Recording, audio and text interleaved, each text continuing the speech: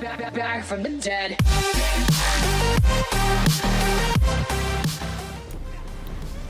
This is a video on soloing City of Ash. Throughout the video I will tell you what gear I use and why, and explain some key elements to how I conquer each boss. I also cut away the trash in between because the video was already getting very long, and I also speeded up some parts because I don't like when my videos get too long. So on the two first bosses I use DD build, 5 light, 1 medium, 1 heavy. I use 5 Julianas, 3 willpower, 1 Molokina and 2 to 3 Torx pack depending on the bar. I use a Destro staff and dual wield on the second bar. The biggest difference is the skill bar where I have the light armor shield. To deal with these bosses I basically deal damage and avoid their damage with either block, roll dodge and run. I tend to move in most of my solo videos a lot. This is of course lowering the DPS, but as you're alone you're taking a lot of damage from everything around you. So moving around is automatically gonna move you out of any area damage, and if you get used to moving constantly, you don't even have to think about it. Of course standing still is gonna increase your DPS, so sometimes you do anyway. On this boss for example, you stand still in the beginning, you get ads, you get AoE everywhere, you start moving. And if you get too many ads, you basically AoE them down with the boss to avoid the boss to heal too much. So on the first boss you don't really have to go DPS, but on this boss I see that as the only way to do it, because I already tried tanking it in a previous attempt at soloing this dungeon, and it's not gonna get you anywhere. I had to swap back then to DD build. On the third boss I use a way more interesting setup. I have 5 Bahara's Curse, 5 Leeching Plate and 2 Bloodspawn. Leeching Plate is healing you when you take damage. You have 6%, if I'm not mistaken, chance to proc it, which places a poison under the attacker's feet and heal you for the damage done. The Bahara's Curse is a similar one, where you have a chance on attack to place a rune under the target's feet to heal you for the damage done. And then Bloodspawn is of course giving you ultimate and armor and spell assist. For the boss itself, or for the fight itself, in combat you kind of move, as I always do. Of course, you avoid these fire breaths if you can, and try to stack up the ads to some point, because I'm using AoE here to kind of get them down and heal myself. This is really critical. The hardest part about this boss is to keep up the resources, because you take a lot of damage and it's gonna drain you, especially your mana on this type of build at least. So you see me moving now to the edge of the map just to collect all the mobs together, so I can use my siphoning to get back my resources a bit better and attack them all at once.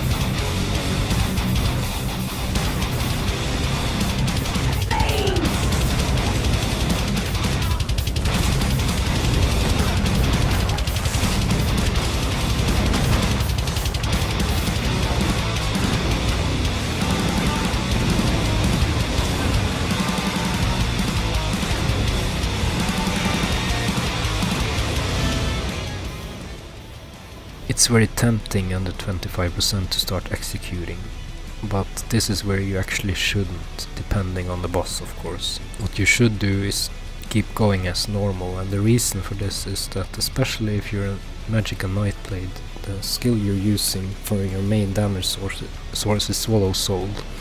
In my case I even have the execute on a different bar, which means I'm already losing the 8% extra healing taken. And on top of this, if I don't use Swallow Soul occasionally when executing, you're also losing your main healing over time. And if that wasn't enough, many bosses like the one I'm currently on is actually doing a lot more damage when he's low health, which means that you definitely should just keep going as you have, maybe even go a bit more defensive at the end.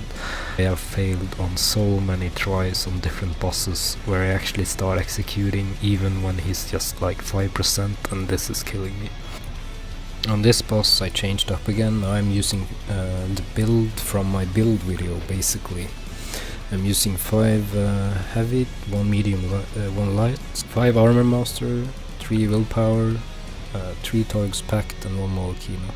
The clue to this boss is again, keep moving. You can never move enough. Try and block some of the heavier attacks he does, like the rain that lands on you.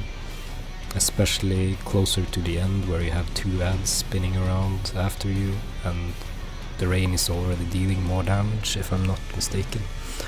And that's really it. Just move in a circle around the boss, dealing damage, dropping meteor on him, because he's stationary so you can easily place ground-based damage over time. Another thing to keep in mind is that you don't want to get too close, because he does melee attack if you get in his range. It's better to just avoid it.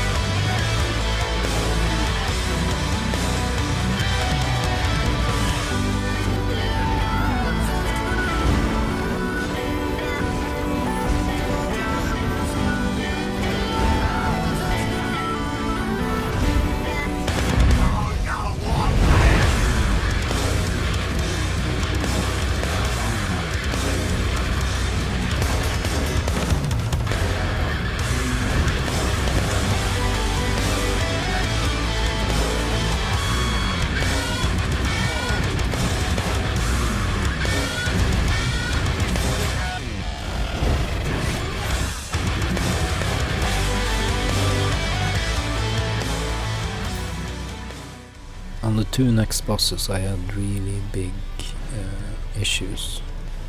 I tried going as a DD and tried other setups, but in the end I figured out that going as a tank with a build from the fire maw, same I used there, was the most effective.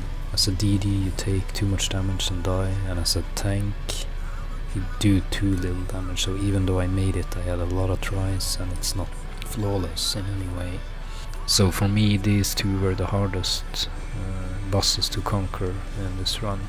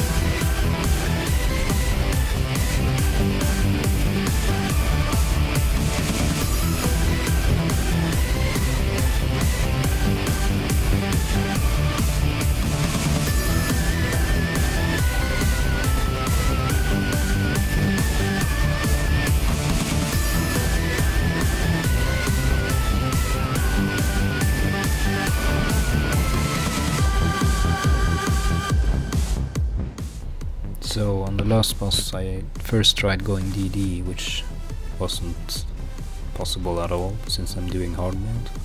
I then swapped to a similar setup to the one I used against Ash Titan, Armor Master with the Restal Staff to out-heal the lava after the last platform is gone. And this is basically how I made it. However, I did a critical mistake. This is my healing tank setup, and I also put on my healing tank bar, or bars, so I have the taunt, and I have twisting path, which is okay on the platforms, but useless after them, since you have to constantly move to avoid all the damage. I also have Warhorn and Veil of Blades. Veil of Blades is another useless ultimate when you're moving a lot and the boss is constantly following you. And I tried using it in the combat there, but even with the Veil you're better off running, because you're just stacking so much damage. So one of the things I noticed I had to do very early was to actually get the shield down before I kill the ads. The reason for this is he will eventually spawn more ads, and they will just continue to stack until you actually take his shield down. Another thing to keep in mind on this boss is your stamina. You definitely don't want to use all your stamina, because if you do, you cannot break free from his CC, and that's gonna kill you. It almost got me at some point, but in the last second, I got a potion and I could use it.